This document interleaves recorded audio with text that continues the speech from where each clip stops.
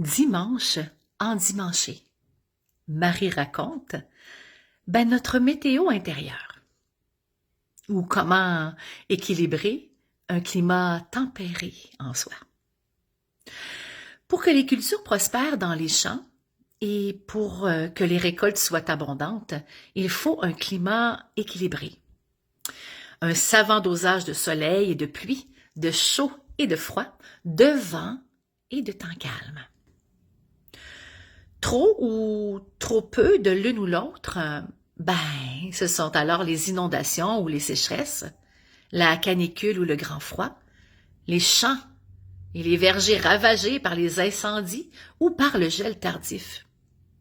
Et les récoltes sont compromises.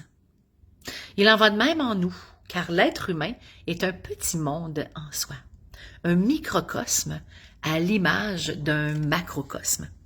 Notre terre, c'est notre corps, notre matière première, le jardin où croissent et se développent les projets. L'eau vivifiante qui l'irrigue est celle du cœur, nos sentiments. Tantôt eau de source joyeuse, tantôt brouillard de tristesse, tantôt pluie de chagrin, nuage d'ennui ou même orage de colère. L'air qui se fait tantôt vent qui apporte ou chasse les nuages, tantôt brise qui emporte ou disperse les graines des arbres. C'est celui du mental, de l'espace duquel se succèdent et se dispersent nos pensées. Ici souffle rafraîchissant et là air stagnant. Quant au soleil, il apporte sa lumière, sa chaleur et son énergie vitale à tout ce qui vit. C'est celui de l'esprit, de cette flamme spirituelle qui brille en chacun de nous. Je me demande, comment dosez-vous ces quatre composantes dans votre être? Quel climat en résulte-t-il le plus souvent en vous? Nous pouvons modifier en conscience notre météo intérieure si nous le souhaitons.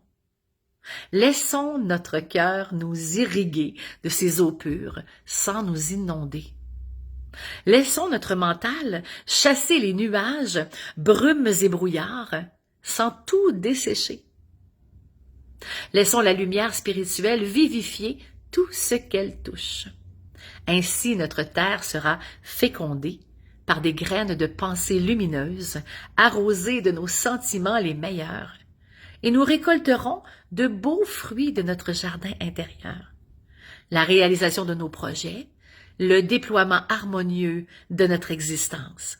Et qui sait, si nous sommes assez nombreux à rééquilibrer notre climat intérieur, peut-être en verrons-nous un jour le reflet dans le climat extérieur. Enfin, je nous le souhaite. Gros bisous, bonne intégration, bonne préparation à la terre.